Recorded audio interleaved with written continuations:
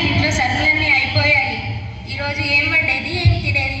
అయ్యో అవునా, నేను రోజు కూలికి వెళ్తాను, కానీ ఈరోజు నాకు కూలే దొరకలేదు. సరే, నేను ఎవరైనా అప్పు అడిగి తీసుకొస్తాలే. సరేనండి. నాన్న, నా దగ్గర కూలి డబ్బులు ఉన్నాయి, తీసుకోండి.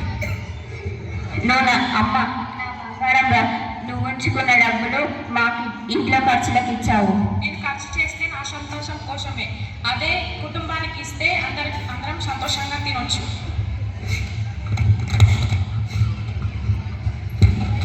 మన కూతురు పెళ్ళిడికి వచ్చింది. మన ఇంట్లో పరిస్థితి ఇలా ఉంటే మన కూతురు పెళ్లి చేయడానికి భయంగా ఉంది. అవునైనా, అది కూడా అదే భయమే. మనకి వ్యవసాయం లేదు, నగలు లేవు, మనకున్నది ఇల్లు మాత్రమే. ఈ ఇల్లు కూడా అమ్మేస్తే ఎక్కడ బ్రతికేది, ఎలా ఉండేది? ఆ దేవుడి మీదనే భారం, ఆ దేవుడే మనల్ని బ్రతికించాలి. నా కోసం ఇంత బాధపడటం చూడలేకపోతున్నా. ఎంతో కొంత కూలికి వెళ్ళి డబ్బులు సంపాదిస్తాను.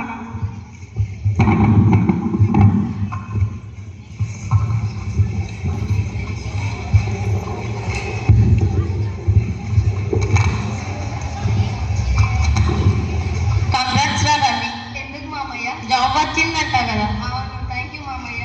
ఇంకేంద్రా, జాబ్ వచ్చింది, పెళ్ళి ఎప్పుడు రా? పిల్ల దొరికితే పెళ్ళికి రాడే మామయ్య. అవునా, నాకు తెలిసిన వాళ్ళ కూతురు ఉంది, వెళ్దాం పదా. సరే మామయ్య, అమ్మని తీసుకొని వస్తాను.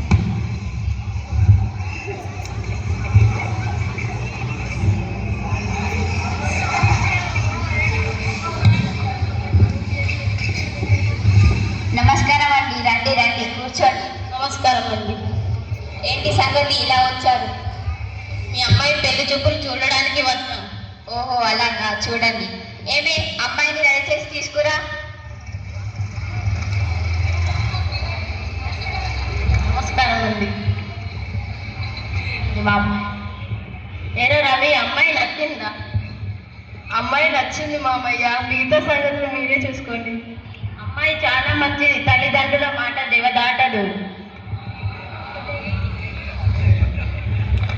అమ్మాయికి అబ్బాయి ఇడు జోడు బాగుంది, పైగా ఇంజనీరింగ్ జాబు. అమ్మాయి చాలా బాగుంది. కట్న కానుకల విషయానికి వస్తే 10 లక్షల కట్నం ఇవ్వాలి, అది కూడా పెళ్లిలోనే ఇవ్వాలి. నీకు తెలిసే కదా సురేష్ అన్న మా గురించి.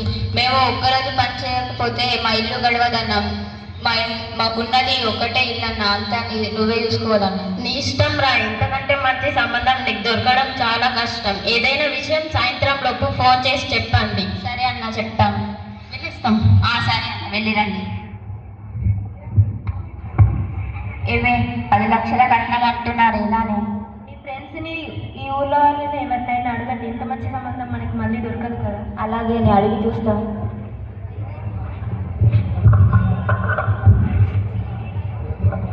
హాయ్ రా రాజు, బాగున్నావా? బాగున్నావారా? బాగున్నారా. మొన్ననే మా అమ్మాయి పెళ్లి ఫిక్స్ అయిందిరా. సంతోషం రా, మంచి విషయం చెప్పా. కానీ కొంచెం డబ్బులు అవసరం ఉన్నాయిరా, నువ్వేమన్నా సర్దగలవా?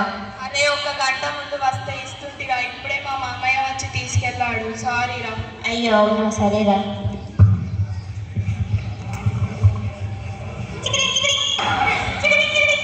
Hello hello. హలో సురేష్ అన్న.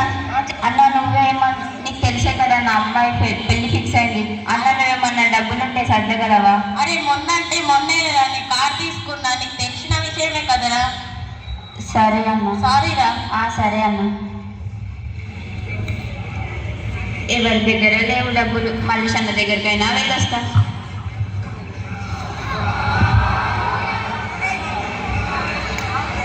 అన్న, మల్లేష్ అన్న, నమస్కారం అన్న. అన్న, ఏంటి ఇలా వచ్చారు? అన్న, నాకు కొంచెం అమ్మాయి పెళ్లి ఫిక్స్ అయిందన్న, మీరేమన్నా డబ్బులుంటే సర్దగలరా? మీరేమన్నా డబ్బులుంటే సర్దగలరా? అమ్మాయి పెళ్లి ఫిక్స్ అయిపోయింది. నా గురించి తెలిసే కదరా, 100 రూపాయలకు 5 రూపాయల వడ్డీ. తాకట్టు పెడితేనే పైసలు ఇస్తా. సరే అన్న, రేపు ఇల్లు పేపర్లు తీసుకొని వస్తానన్న, కొంచెం అప్పివ్వండి అన్న. రేపురా. సరే అన్న, వస్తాను.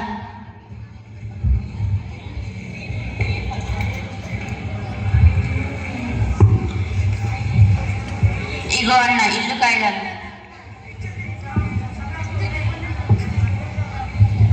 వెళ్ళొస్తానన్న. అమ్మయ్య, ఆ దేవుడు నా గండాన్ని గట్టెక్కించాడు. ఈ డబ్బుల్ని తీసుకువెళ్ళి బ్యాంకులో వేసేస్తా.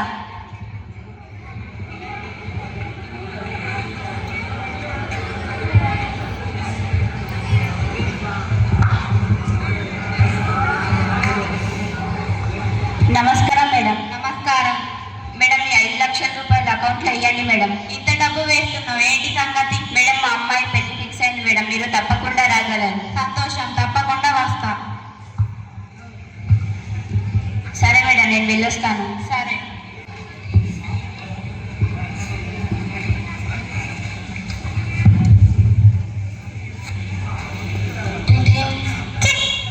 Hello hello. మేము బ్యాంక్ నుంచి కాల్ చేస్తున్నాము. మీ ఏటీఎం కార్డ్ ఎక్స్పైర్ అయ్యింది. చెప్పండి సార్, ఏం చేయాలి? మీ ఏటీఎం కార్డ్ పై ఉన్న నంబర్ని చెప్పాలి. సరే సార్, చెప్తాను. 2121. ఓకే, కార్డ్ యాక్టివ్ అయ్యింది. సరే సార్.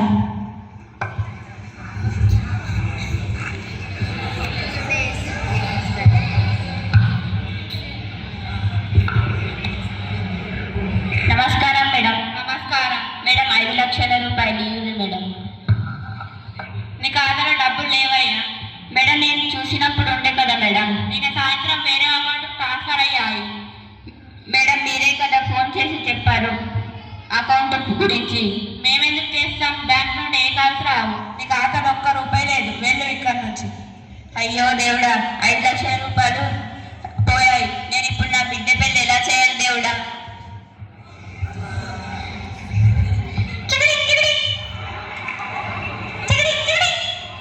Hello hello hello.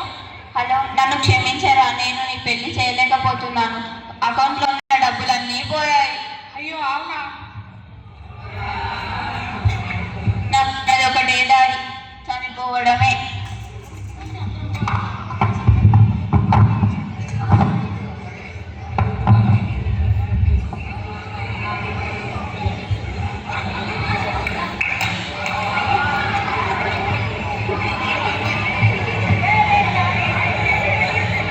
అయ్యో, ఇక్కడ ఏమైంది? ఇంతమంది జనాలు ఉన్నారు, వెళ్ళి చూద్దాం.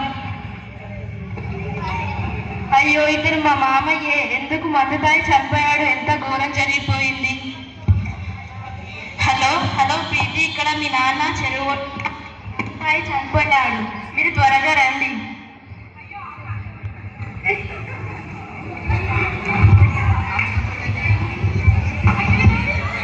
అయ్యో,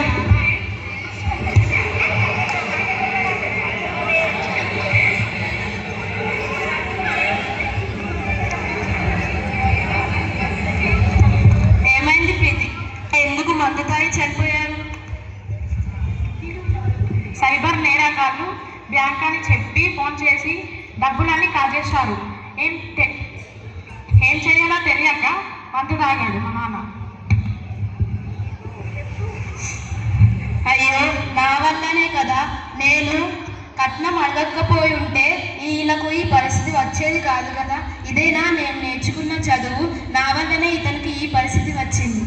నా భర్త చౌతి కట్నం ఒక కారణం అయితే, సైబర్ క్రైమ్ విషయంలో జాగ్రత్తగా ఉండకపోవడం, ఫోన్ విషయంలో జాగ్రత్తగా ఉపయోగించకపోవడం రెండవ కారణం.